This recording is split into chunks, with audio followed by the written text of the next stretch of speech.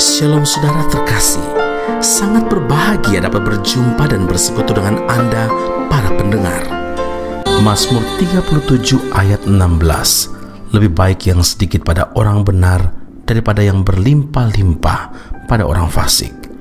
Saudaraku yang terkasih, dalam kehidupan bermasyarakat, hal pertama yang orang perhatikan dalam menilai sesamanya adalah melihat status ekonomi dan juga kedudukan. Itulah sebabnya orang kaya dan orang yang punya titel tinggi akan lebih dihargai, lebih dihormati dibandingkan dengan mereka yang ekonominya cukup-cukup saja. Itulah manusia dalam dunia ini yang selalu melihat apa yang di depan mata, selalu menekankan pada hasil atau kuantitas saja. Mereka tidak peduli dengan apa yang namanya proses dalam kehidupan. Tidak peduli bagaimana caranya seorang mendapatkan harta kekayaan atau jabatannya, entah dengan shortcut atau jalan pintas, bekerja dengan cara yang tidak halal, atau mungkin bermain-main dengan kuasa-kuasa gelap. Mereka tidak peduli. Saudaraku, sesungguhnya hidup itu bukan soal apa yang dapat kita miliki, tapi bagaimana cara memperolehnya. Itu juga harus diperhatikan dengan benar. Inilah yang seringkali diabaikan oleh kebanyakan orang. Apalah artinya punya kekayaan yang berlimpah jika untuk mendapatkannya seseorang harus mengorbankan harga dirinya, melanggar hukum, dan menyimpang dari kebenaran. Saudaraku, Tuhan mau cara yang kita lakukan untuk mendapatkan kekayaan itu benar, sesuai dengan kehendak Tuhan, sesuai dengan kebenaran firman Tuhan. Tuhan juga menghendaki kita bekerja dengan rajin, terus berusaha, dan tidak lupa selalu berdoa. Artinya hidup dalam kebenaran tersebut sampai kita meraih semua yang Tuhan sediakan bagi kita. Amsal 15 ayat 16, firman Tuhan berkata, lebih baik sedikit barang dengan disertai takut akan Tuhan daripada banyak harta dengan disertai kecemasan. Saudaraku, jumlah yang sedikit atau sedikit dalam kuantitas, tetapi jika disertai kebenaran dalam hidup, suatu saat pasti akan bertambah-tambah, mendatangkan kebahagiaan dan juga damai sejahtera di hati.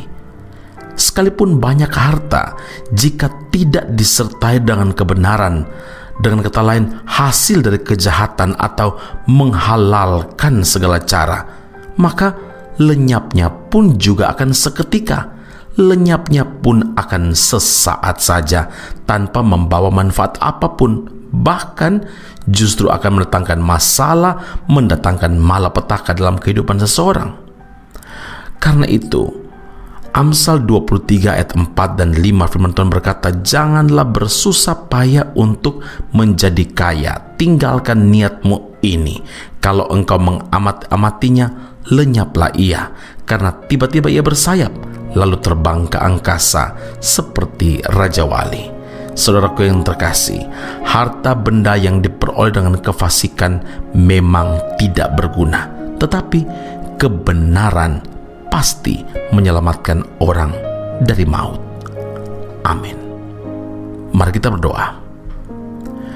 Bapa di surga, terima kasih Tuhan Yesus untuk firman Allah yang mengajar kami untuk selalu datang kepada Tuhan, supaya kami diberi hikmat dan kebijaksanaan bagaimana kami hidup dalam proses iring Tuhan, proses ikut Tuhan. Tuhan tidak melarang kami diberkati dengan berlimpah. Tuhan tidak pernah melarang kami kaya, tetapi Tuhan inginkan supaya kami hidup seimbang. Kami juga menjaga kehidupan kami yang benar di hadapan Tuhan. Karena standar hidup orang percaya adalah firman Allah, maka Engkau menginginkan kami supaya diberkati berlimpah-limpah, tetapi kami tidak menghalalkan segala cara untuk mendapatkan kekayaan tersebut. Sebaliknya, kami mengizinkan Tuhan memproses kami supaya kami didapati benar, taat, rajin, jujur, dan hidup takut akan Tuhan. Segala sesuatu yang kami hasilkan dari pekerjaan, dari usaha, dari bisnis kami, dari segala sesuatu yang Tuhan percayakan kepada kami, biarlah semuanya sesuai dengan kehendak Tuhan di dalam kebenaran Tuhan sendiri. Allah Tuhan dan Juru Selamat kami yang hidup, kami berdoa mengucap syukur memuliakan nama-Mu, meteraikan firman-Mu dalam kehidupan kami, biar firman ini bertumbuh berbuah bagi kemuliaan Tuhan.